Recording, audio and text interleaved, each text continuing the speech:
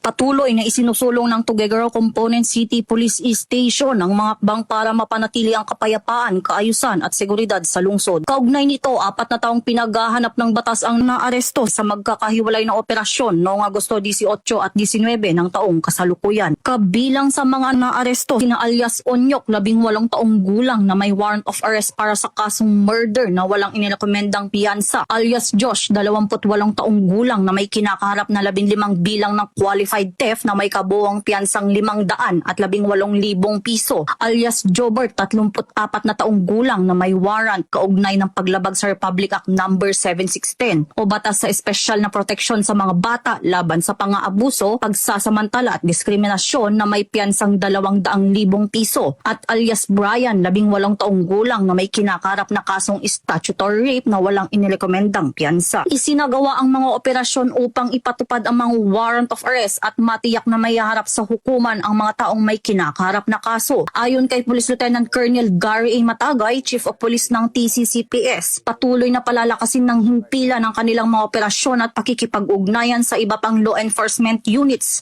upang mapanatili ang kapayapaan, kaayusan at kaligtasan ng publiko. Mula dito sa Cagayan Police Provincial Office, ako ang inyong Police News Network Correspondent, Patrolwoman Mika E. Rubio. Alagad ng batas, tagataguyod ng Balitang Pulis.